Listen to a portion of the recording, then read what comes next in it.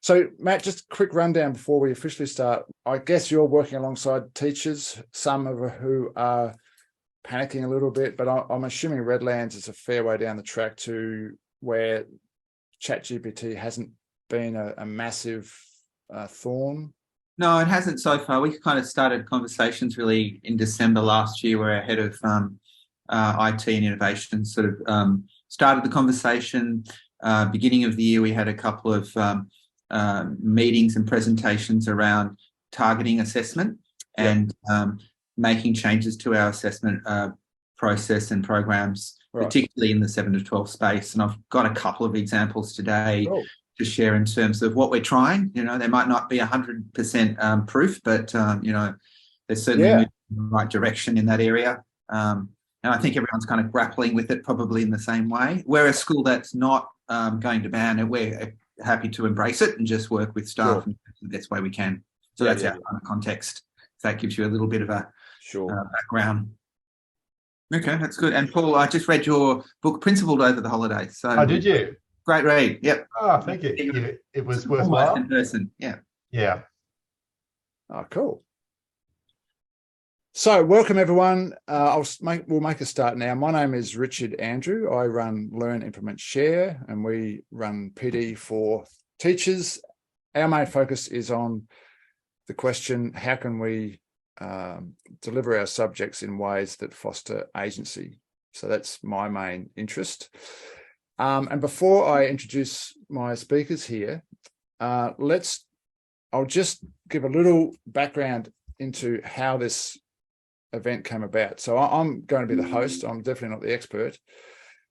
I've been using ChatGPT a little bit and interested in the chat that was happening on LinkedIn and other places. There's a lot of enthusiasm and a lot of fear. And obviously there was concerns around the assessment aspect. And even the enthusiasts who were being very enthusiastic weren't really giving any specifics about what can people do around assessment. So I wrote a couple of articles and was asking people, so what are your tips? And I didn't get any. So I thought, well, okay, the next step is to run an event and get a couple of experts on and pick their brains. And so that's how this came about. A slight spanner was thrown into the works. So Paul Browning, Paul's from St. Paul's School in Brisbane. So just say a quick hi, Paul. Morning, everyone, or afternoon, depending on where you are. Paul has a fascinating project that he's been working on for 12 years or so that I want him to talk about because it does relate to this topic. But at the same time, I want to try to keep this fairly concrete in terms of what are some practical ideas that we can take away from today and use over the coming weeks. I did have Dr. Nick Jackson, who is a TNL expert from a leading school in Adelaide. He's at Scotch College. And so Nick works alongside teachers with AI and particularly with assessment. And so he was going to provide a lot of that information. And Nick sadly told me yesterday that his wife had an emergency and she's now in ICU. So they're in crisis mode and so he can't be here. So our thoughts and prayers go out to Nick and his wife. But so that's why he's not here, and that's why you might see that Matt Bentley is in place. So I went through the list and invited a few people to share. So we've got Matt, who is the TNL expert at Redlands in Sydney. And so I'm going to pick Matt's brains a little bit on what they're doing in terms of how can we present assessment in ways that mean that something like ChatGPT isn't a problem. It's more part of the whole package. Later on, Angela Phillips, who's from Adelaide, she's at Westminster. She's going to contribute some ideas as well. So it's going to be us four, and we'll start off with us three.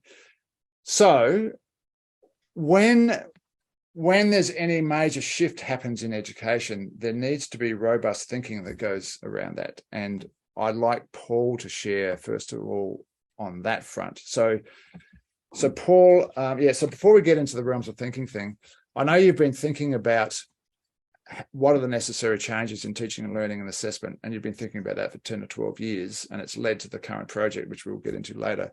But can you sort of share what happened a decade or so ago for you, where your thinking went, why you've kind of dived into this area, and what can people be thinking about, what can schools be thinking about now who are perhaps more in the traditional setting and wondering, how do we deal with this ChatGPT thing? Certainly, Richard. Thank you for the opportunity to actually share that thinking as well. So just by way of background, I'm actually a primary trained teacher. So sorry to all you secondary trained teachers out there, but I'd probably say the primary trained teachers teach students a bit different to what secondary teachers actually do. But nonetheless, we won't have that debate or argument now. But I'd also call myself a disruptor. So I don't like just going with the status quo because that's what we do. It's how we've done things here forever. I like to question, why do we do that? What is the benefit to young people? How's it going to support them in their learning? How's it going to enable them to flourish?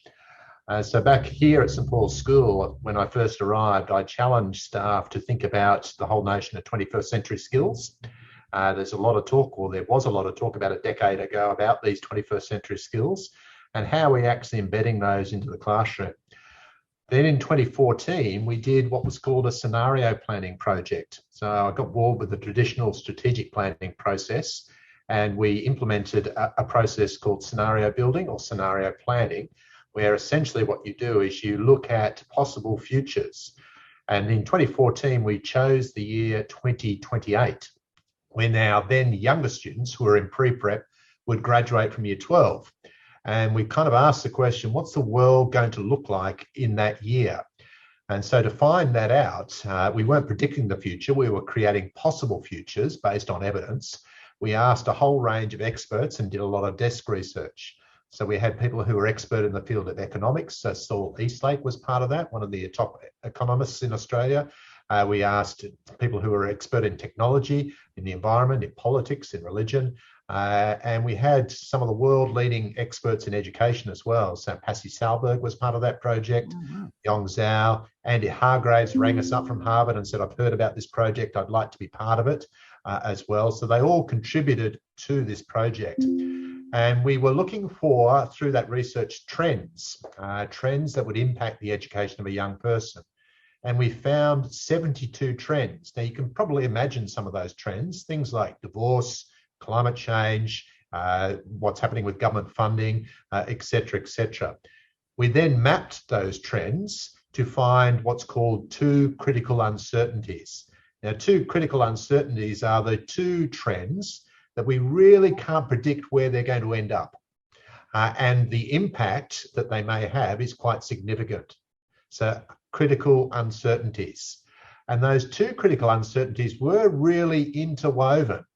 One of them was technology. And it is really interesting when you start looking at technology, you can't actually predict much more than 3 years what it's going to look like or what it's going to be. So if you think back, and I'd like to use the example of Google Glass, and that was about a decade or even longer ago, we were all going to be wearing Google Glass. I don't think I've actually seen a pair of Google Glasses ever. It just sort of disappeared. So some technologies come and then they go. But the other critical uncertainty was employment. And what was really obvious, that AI was going to surface and become the dominant driving force in our new world. And that's going to impact the way we actually work. Old jobs will disappear because they'll be automated or done by AI or robots, and new jobs will emerge. Those new jobs that emerge need a different skill set to what we're currently educating young people for. Yeah. So really, the question is, what is an education worth having in the world dominated by AI? And all the evidence shows that we have entered a period of change like none other in human history. And that change is driven by advances in technology like AI.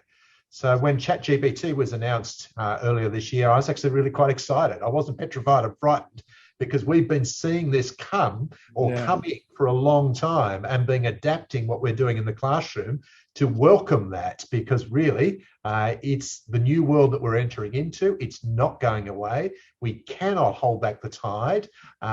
It's a bit like mobile phones. They're ubiquitous. They're everywhere. And in actual fact, AI has been here for more than a decade. It's just this piece of technology is frightening us more because we actually didn't realize what was going to happen.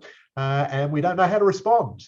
But really, we should have been thinking about this a long time ago. So for me, it's a really exciting disruptor, and it should be causing all of us as educators to think, well, what should we be doing to educate young people for a world that is different to the one that you and I grew up in?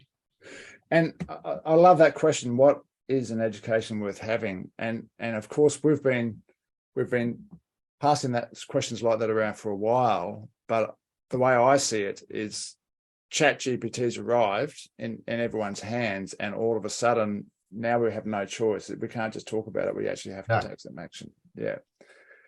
Look, before I flick over to Matt, I did mean to mention a couple of logistics.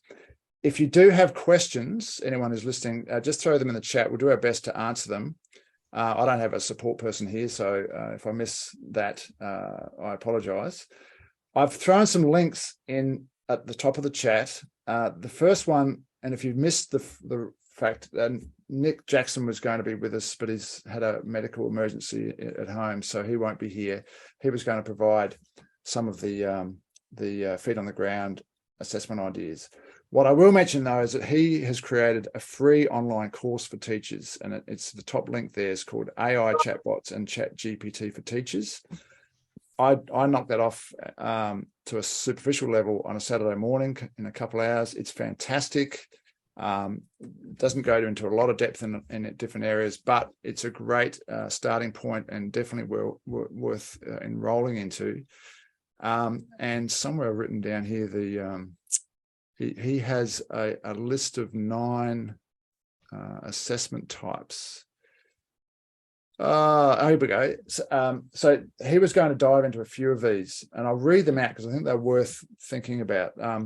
Project-based assessments, Genius Hour, passion projects, case studies, simulation-based assessment, compare and contrast assessment, panel interviews, peer quizzes, and self-assessment. So he was going to unpack a couple of those. Matt's going to unpack a couple of practices that Redlands is using. But I do intend to interview Nick at some point, and I do intend to do a summary of this session, because I've got a newsletter, and even though it says Empowering Mathematics HODs, it's really for leaders or teachers generally. So if you want to be in the loop with any of these follow-ups and the summaries of and replays and all that sort of thing, if you subscribe to that newsletter, you're going to be kept, you'll get a notification of the sessions as they come out.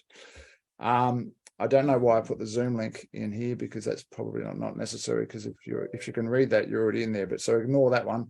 The other link in there is the Realms of Thinking link, and we're going to get to that in a minute. That's Paul's baby. So there's a couple of little logistical things that I didn't mention before. Thanks, Paul, for that introduction. So we'll dive a little bit more into that in a sec, but perhaps if I flick over to Matt. So Matt is the TNL expert at Redlands. So I assume obviously you're working alongside teachers. What are some of the concerns that some of the perhaps more conventional teachers are having, or the teachers with more conventional assessments, if they have them? How would you describe a conventional assessment that is going to struggle in the age of ChatGPT versus an assessment that is sort of ChatGPT-proof, and anything along those lines? Yeah, thanks, Richard. I guess like everyone, we were kind of watching what was happening over the summer break, December and January, particularly in the US, seeing a lot of schools ban AI and ChatGPT, and thinking about the sort of implications that it has at our school. And I'm sure everyone else who's tuning in today has also had those same sort of worries and concerns, or also looking at how we frame it. So I guess some of the assessments that were forced us to kind of look at it as an opportunity were ones where students could independently basically go away and use AI to input data and then to hand in an assessment, and then there's a completed task, and it's very hard to validate the student learning. So we have looked at it from an opportunity point of view. In New South Wales, there's a lot of curriculum reform going on at the moment. Our school also has its own kind of curriculum reform.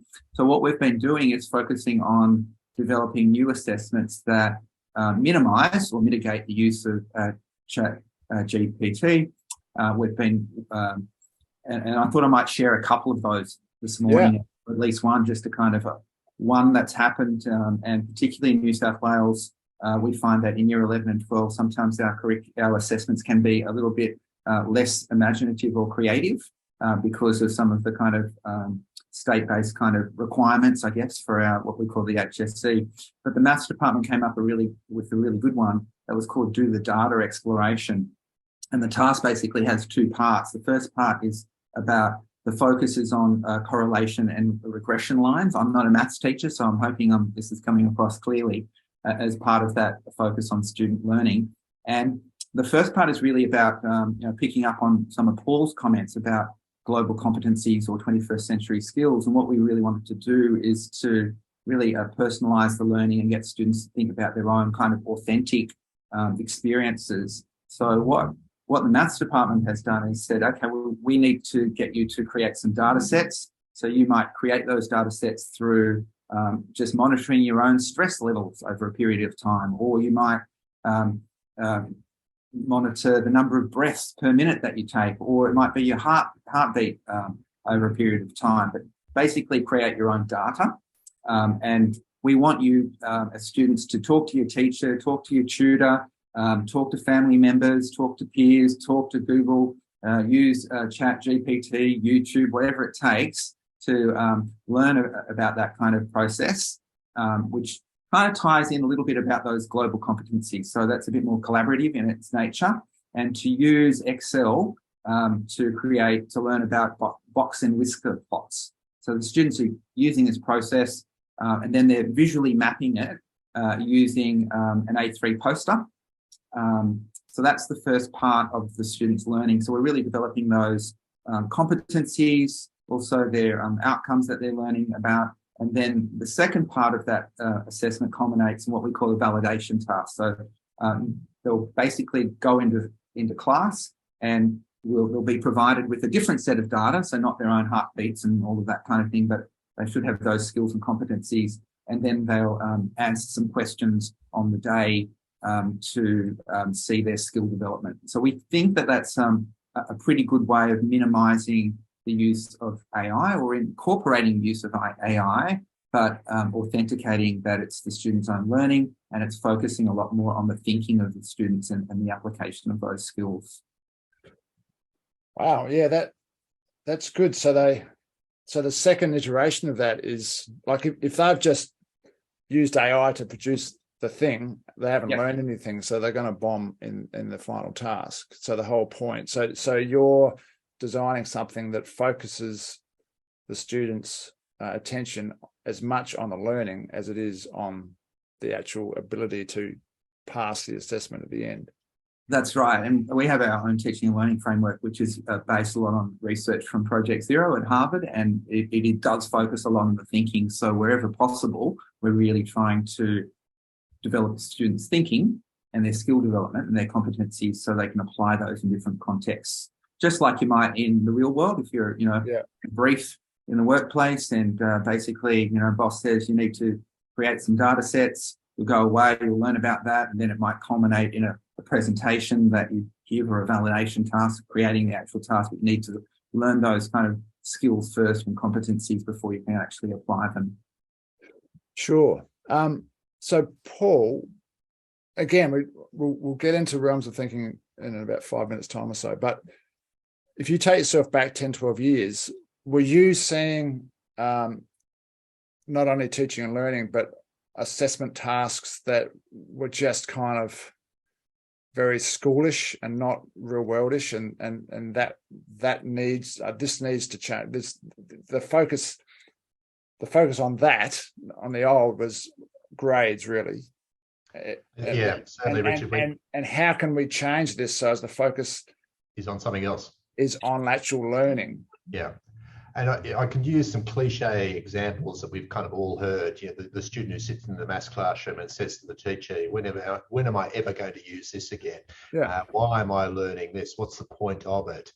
And so I think within Western countries, and particularly Australia, the decline of educational standards that we've seen is actually more about student engagement than it is actually about what they can and can't do, or the recognition of their intelligence, or the quality of teaching and learning that's happening in the classroom.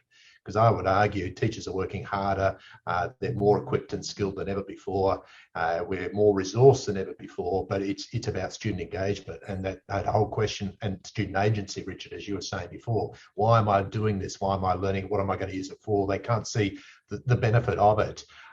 Certainly what we were looking at 10 years ago with the rise of technology, one of the things that we did see, which was quite frightening, and we actually have seen it come to pass, is the possibility of a chip that's implanted connecting your cortex, your brain, directly to the internet, so you're able to download whatever you like without an interface. Now that sounds a bit far-fetched and science fictioning. It kind of relates to those scenes in The Matrix where Neo actually plugs himself into the Matrix and learns how to fly a helicopter. But the reality is a lot of new technologies are birthed in those science fiction movies.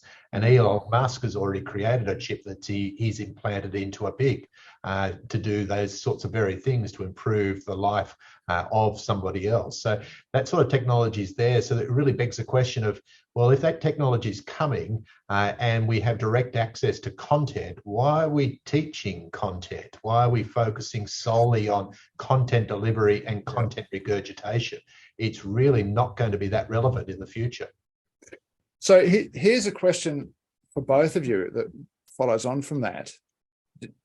I mean, this is a bit rhetorical, I suppose, but is it obvious that if we can change our educational structures, way we do things, so that students become much more responsible for their learning, that where the focus, where they're engaged and they're taking responsibility, so they've got agency, aren't those kids much more able to learn and take and get the most value out of something like ChatGPT and use it for the greater good of themselves and whatever, compared to a bunch of kids who don't have agency, who want to be spoon-fed, just tell us what to do. Oh, I've got this assignment, I'll use ChatGPT to punch it out.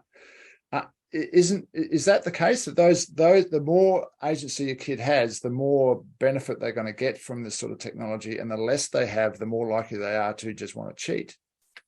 I think that's true for all of us, that the more we can see the value of what we're learning and we're more invested in that, the more willing we are to learn more. So if you're put in a PD as a teacher and it's as boring as all heck, you're not really going to engage with it and learn very much from it. But if you're in that PD because you're passionate about that subject and you're really engaged with it and you know what you're going to use it for and take it somewhere else, you're going to learn a huge amount from it. So really it's helping young people see the need and the benefit and how it's going to help them, and they can see the connections with the learning that's going on. They're engaged with it, they have some control and agency over what they're learning, and so it really inspires them and takes them to the next level.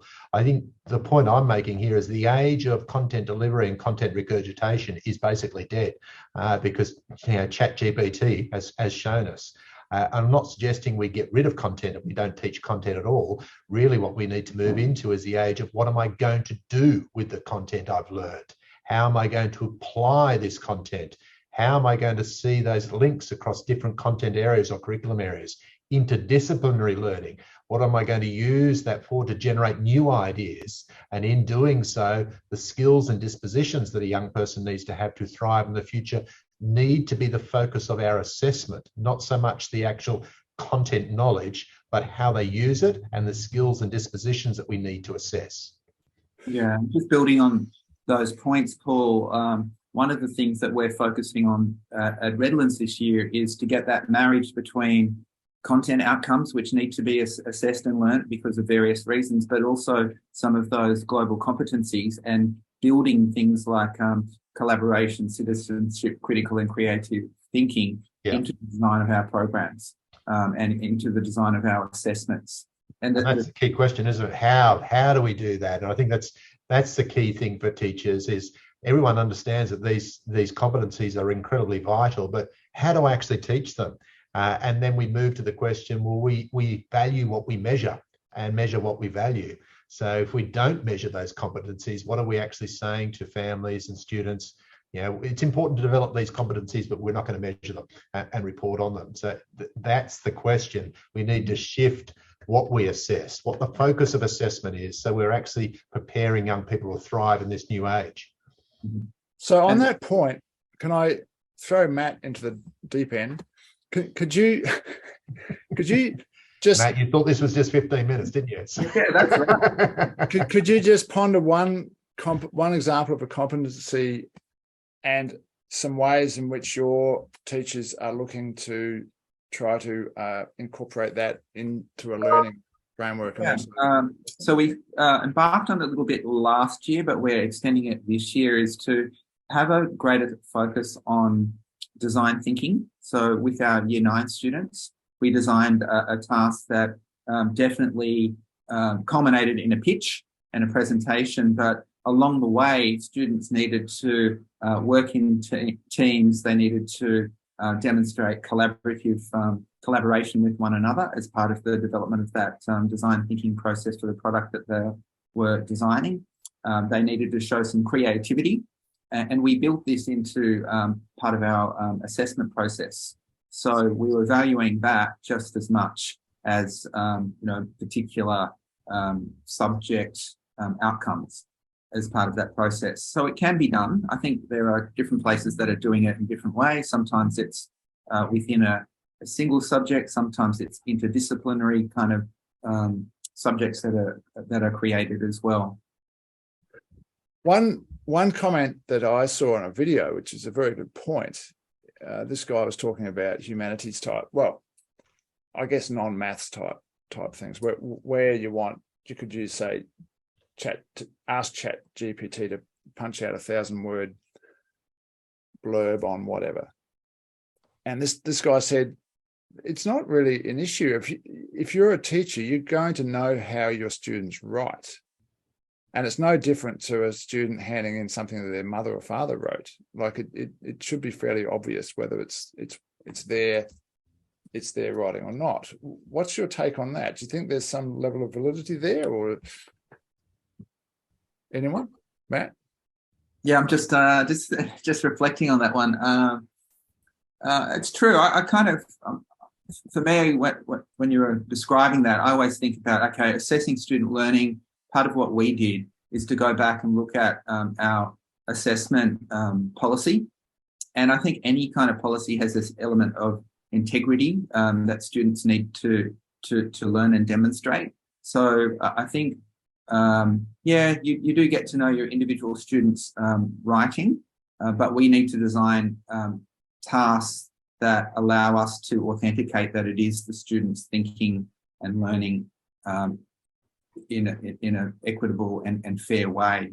And sometimes processes like including viva voces as part of that sort of assessment process, where it's a question and answer, allows students to demonstrate and authenticate that it is their own work. I'm not sure if I've answered your question directly, Richard, but they're my initial reflections on that.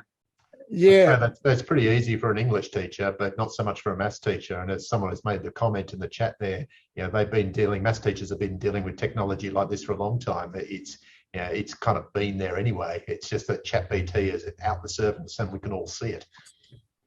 I'm just going to I'm going to throw Bridget in the deep end here, because she's just written a comment. I am finding so you can say no, you can throw no in the comment if you don't want to do this, Bridget, but I'm finding my senior English students are using it to give a few options for how to reword a sentence or make it more concise.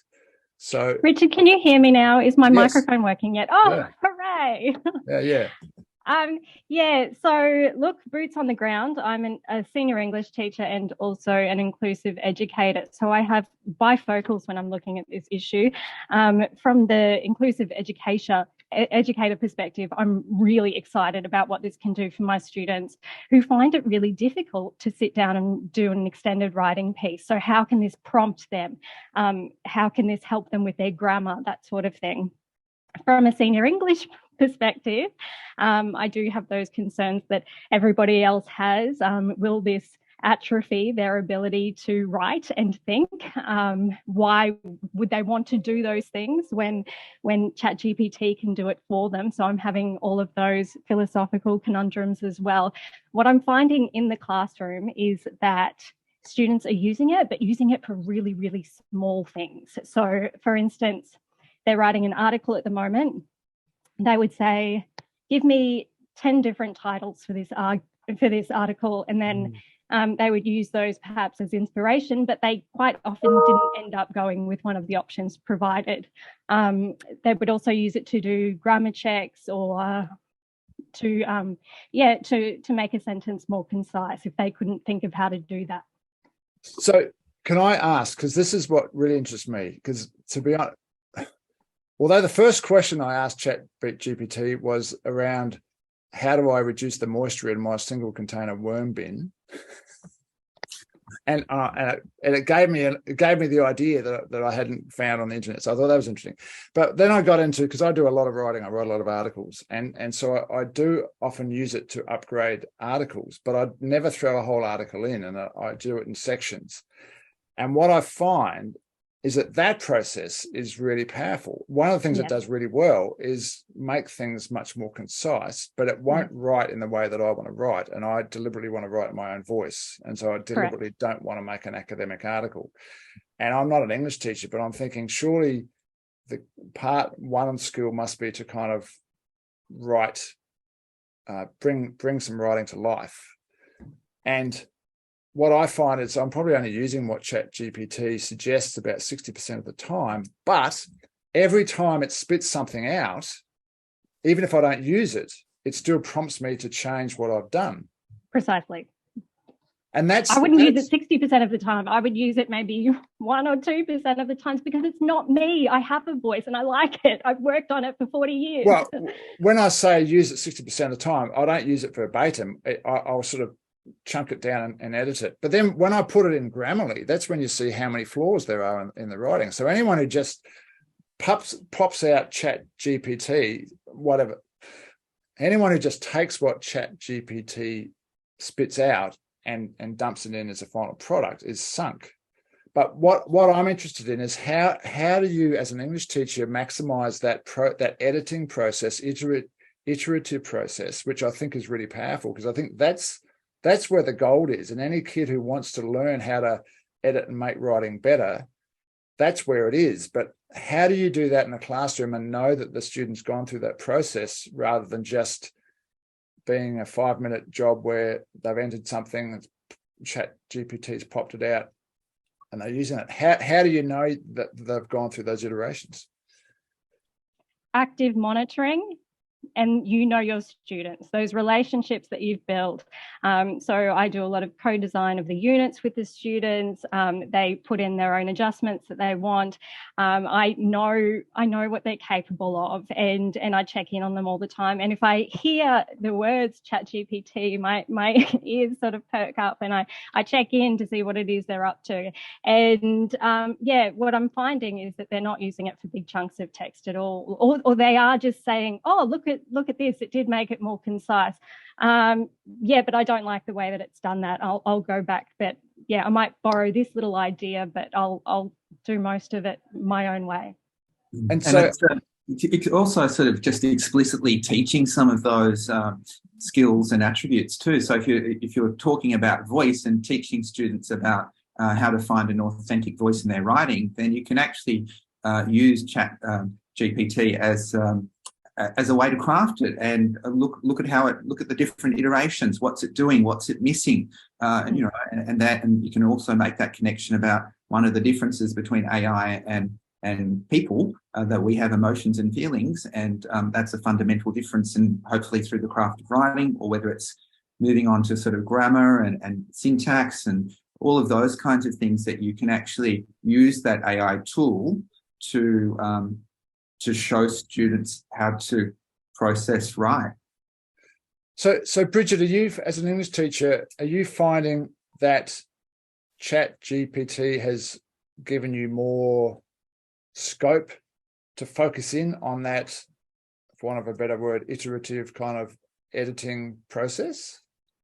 It's such early days in this space. So I'm really working on what are the most powerful prompts and what are the prompts that aren't getting me anywhere.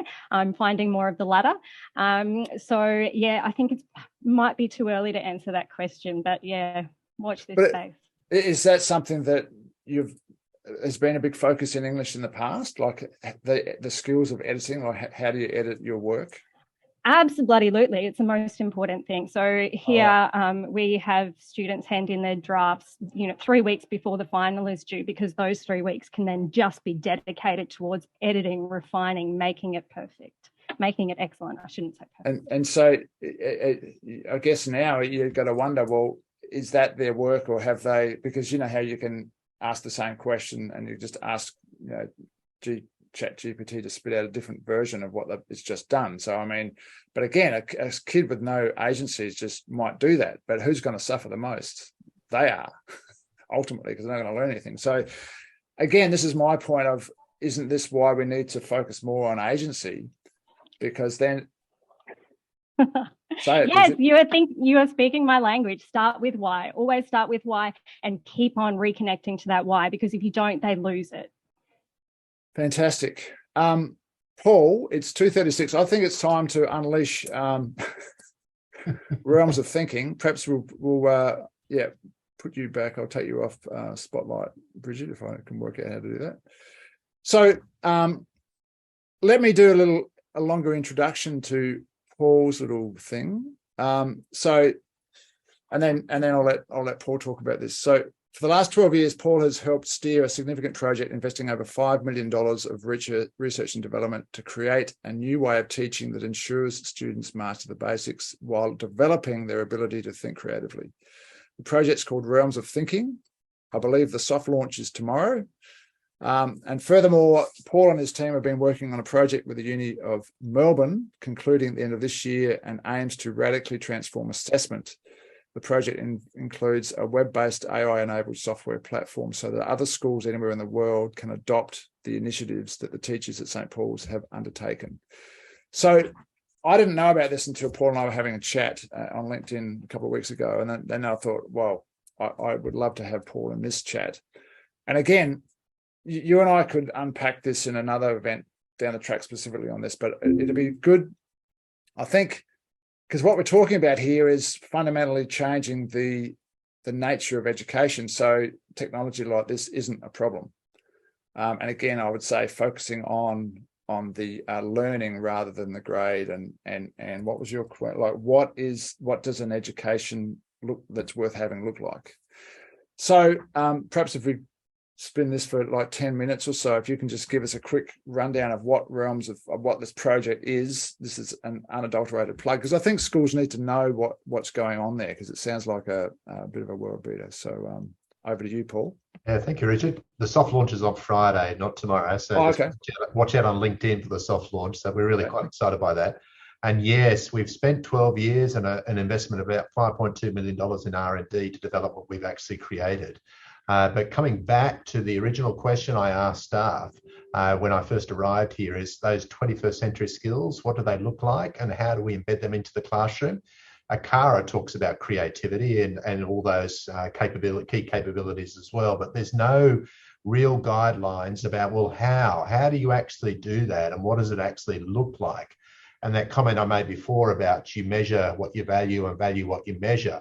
You know, we talk about these skills and how important they are, but they really get pushed to the side because we've got so much content to get through, and we are dancing to the tune of governments that say that education is measured in NAPLAN results or ATAR results, and so that becomes our focus and how important that is for our young people. But in actual fact, in the future, that's not going to be that important. Yes, they need to be able to read, write, and add up. And yes, they need a deep understanding of content knowledge.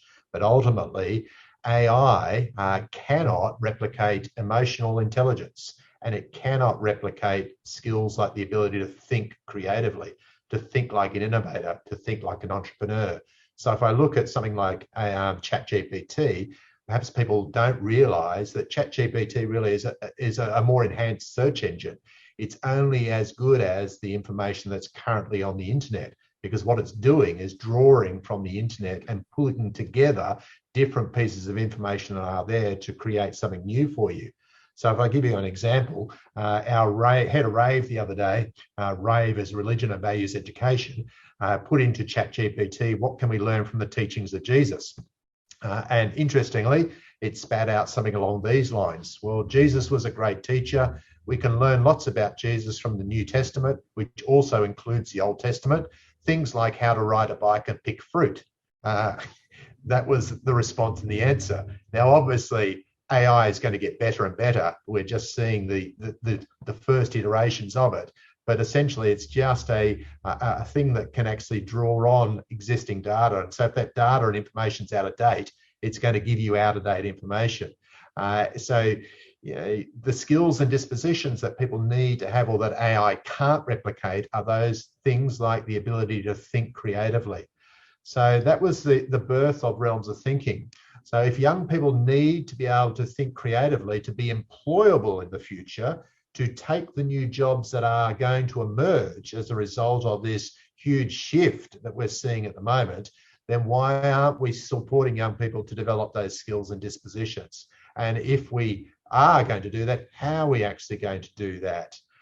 So really, that was the birth of it. So I don't know whether people have seen Sir Ken Robertson's seminal video, Do Skills Kill Creativity? Well, yes, we know the answer is true.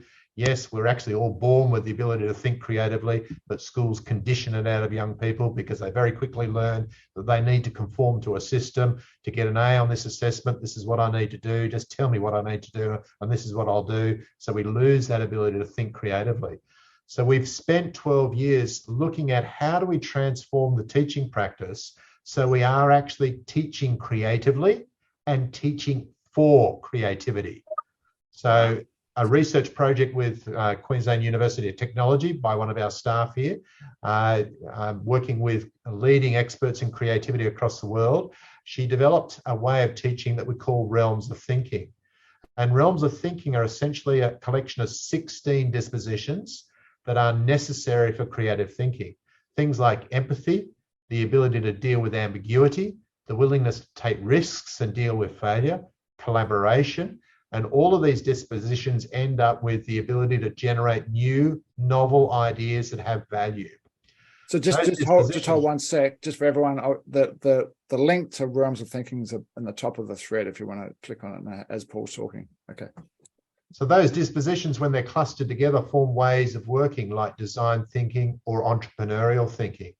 So essentially, what teachers are now doing is developing units of work or learning activities that embed those dispositions into the classroom practice. So if you think of Realms of Thinking as a teaching and learning framework, a bit like Project Zero that Matthew was talking about, it's a teaching and learning framework that teachers use and embed into the classroom. So they're not only teaching kids to master the basics, but also developing those important skills and dispositions that they can take that content knowledge and apply it to generate new ideas. Then I was asked by a parent who came to me and said, Paul, how do I know if my child is going to be able to think creatively if they are sent here to this school instead of the school down the road? A great question. So how do you measure creative thinking? Well, that's a tough one to actually measure. How do you measure empathy? How do you measure a student's ability to collaborate, apart from just observing them and actually saying, yes, they're empathetic, or yes, I've seen them collaborate and I'll put that on their report. So we partnered with the University of Melbourne. I don't know whether you've heard of the New Metrics project. We're not part of New Metrics. We're above that. New Metrics is about identifying things that you value. We'd already done that work. And so with Melbourne University over a 2-year period, we've been developing assessment tools that will be able to assess these skills and dispositions and report on them in a learner profile. So through a 2-year process of research and development, we're making sure that these assessment tools are reliable, robust, and credible. So when we use them in classrooms along with the assessment of content, it's built into that process, then we can actually measure reliably and report on a student's development of these skills and dispositions that are realms of thinking. The ability to think creatively, think like an innovator, think like an entrepreneur. All of that will be delivered on a learner profile, a new report that students can then use to enter university or take to their employer to say, if you want someone who can solve complex problems, this is me and this is the evidence. I can show you the evidence of what I can do. Now, the real exciting thing of what we're doing on Friday in a soft launch is we've so believe in what we've done and we've so seen the impact it's had on our students here that we want to share that IP with schools across the world. Because it's a teaching learning framework, it's not curriculum dependent. So any school in the world can become a realms of thinking school. They can adopt this teaching learning framework. So we've employed 4 software developers led by a professor at Griffith University who's an expert in AI, and they're writing all of that IP onto a software platform. And so then teachers through the platform will be guided through a process of professional development to help transform their practice so they're teaching creatively and teaching for creativity to develop units of work, and then they can deliver those to their students. Within that platform then, there will be a repository of great units. So as a teacher, you can then pinch a unit that's already been developed and use it in your school or your context, or you can improve it and put it back into the repository. And AI will be used to enhance that and make that time frame shorter as well. So it saves on your workload. It also reduces the workload for student adjustments. So if you've got individual students with needs, there's one point of truth and it will insert all the student adjustments you need into that unit of work to make that life or that work a lot easier. Then it's the assessment platform. Oh, actually, sorry, it's a certification process. So it's a professional development process for teachers as well. And then it assesses your practice and gives you feedback on your practice against the national professional standards. And then it's the assessment piece and the learner profile. So we're launching that on Friday. It's a soft launch because we're looking for 2 early adopter schools who'd like to adopt it and become a realms of thinking school with us and with the Melbourne University. And then we do a full launch next year to Australia in January. And then we do an international launch in December next year. Wow. So that's a lot to unpack there. And we're not going to, I want to sort of, like, that's a teaser. And I think that's really important. But can I ask a really kind of feet on the ground question? You're from a simpleton's point of view, you're really focusing on teaching in ways where the creativity of students is maximized. Yeah. And that to me smells of agency. So kids have got lots of choice about what they're doing and are collaborating and et cetera, et cetera. And is that why, therefore, these learning processes and assessment processes are more immune to the dangers, in inverted commas, of AI technology? Because we're starting to assess things that AI can't replicate. So we're not concerned about AI.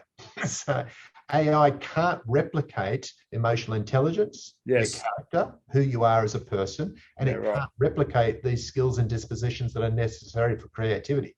AI can't come up with creative ideas.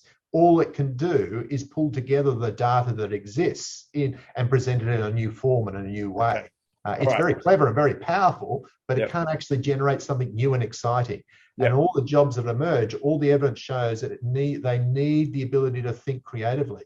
And yet what we're doing with students in schools is we're conditioning that out by continually focusing on that delivery and regurgitation of content, which was important decades ago, but not so important now. Okay.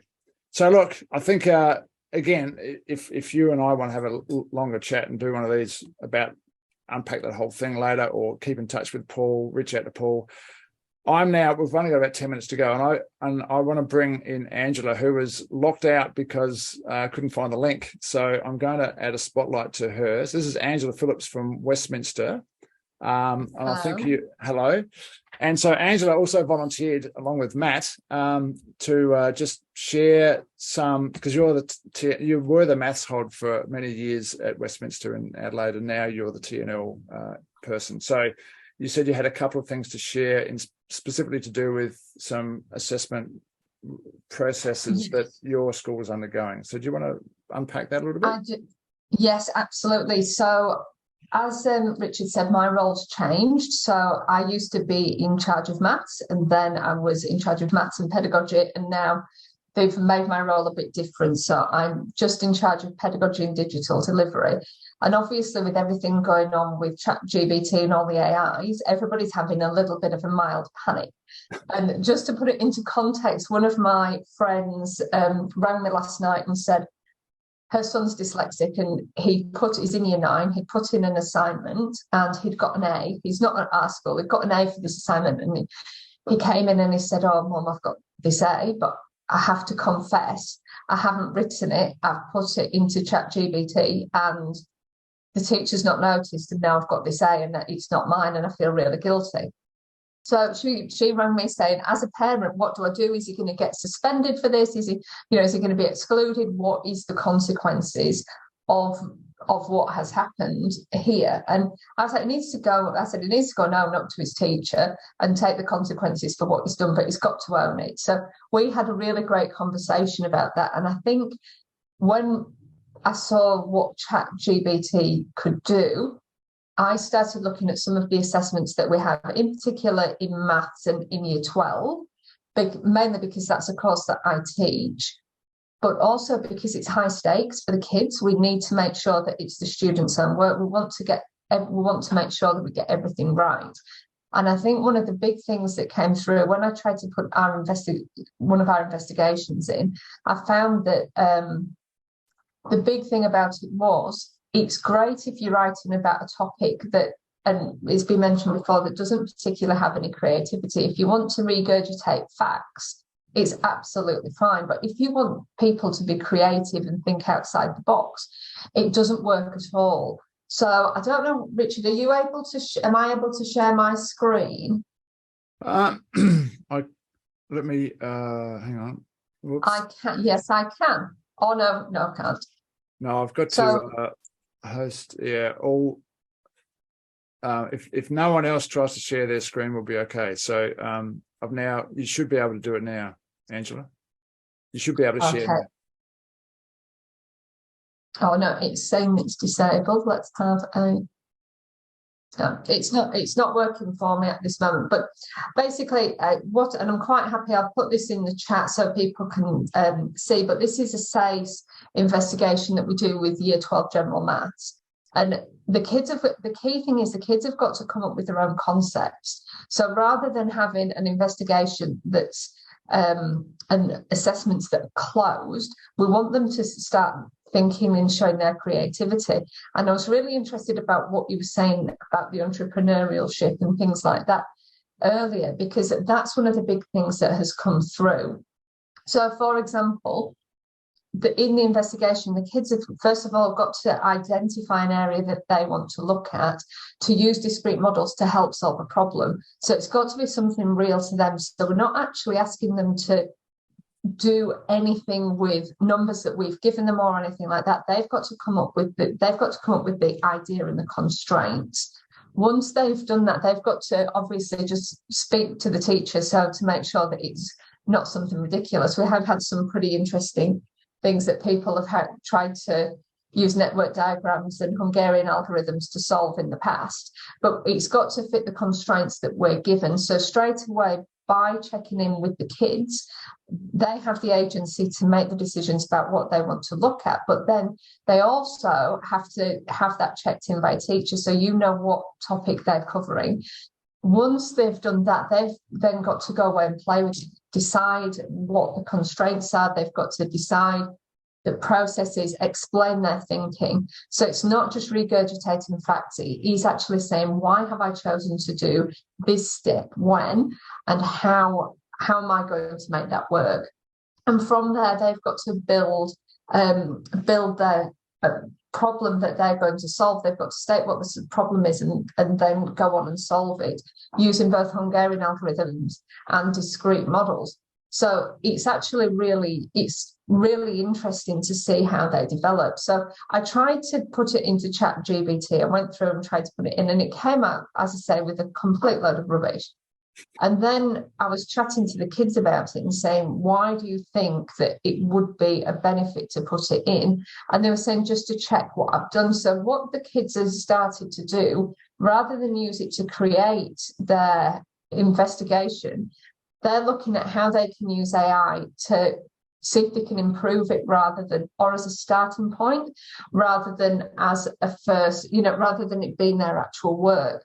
So one of the kids put in, tell me everything you know about discrete models, and got reams and reams and reams of information and didn't actually have anything useful. And they were going, nothing's referenced. So there aren't references on there. So I can't actually reference it. So they don't know where things have come from. So the fact that we're leaving the tasks open-ended, I think, has been a really major breakthrough for the kids, and that everybody's is different. I think if we look to some traditional assessments, I think it would be very different.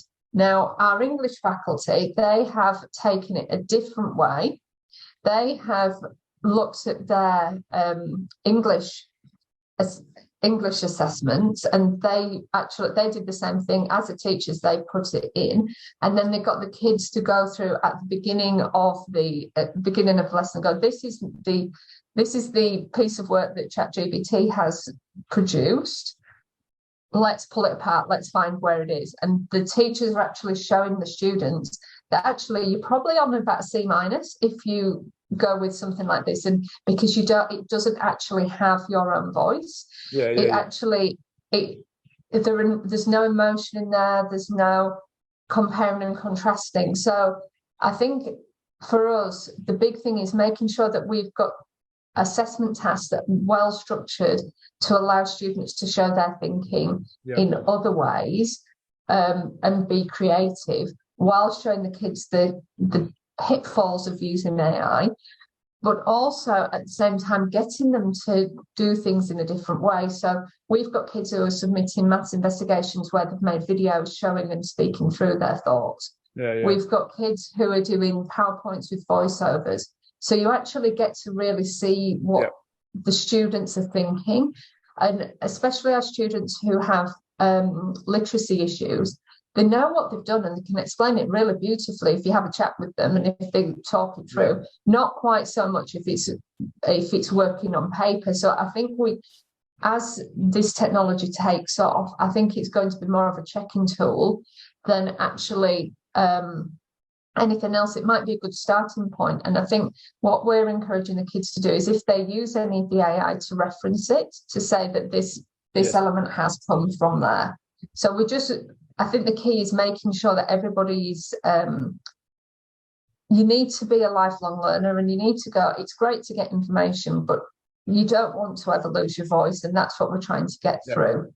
What's good, Angela, is because you missed the first part, it was a nice summary of some of the things that we've talked about. And your key points there was the kids have got this is not a blanket thing, but it's a good way to go, is that the students come up with the ideas in the first place. They run it past the leader, so they get guidance, and then they map out the process in detail in the maths context, state the problem that they need to solve, reference where there's different things being used.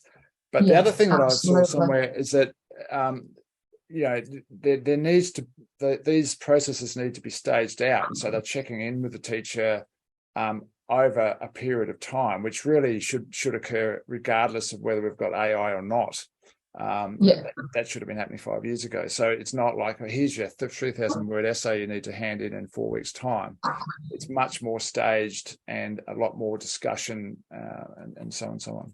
And we do have some constraints for the SACE board. So, for example, for says there is a one draft policy, so you can only draft everything once. Yeah. So we do have things handed up in parts, and I think it's about being actively involved in the lessons that you teach. We don't want teachers who are sat not knowing where the kids are at. Every lesson when you leave, you should know where every single student is in your classroom. So you know that it's not their own work. So you're not getting to a stage where you've got a dyslexic kid who has never managed to get a C, handing up an A investigation, and you thinking that that's okay. Yeah.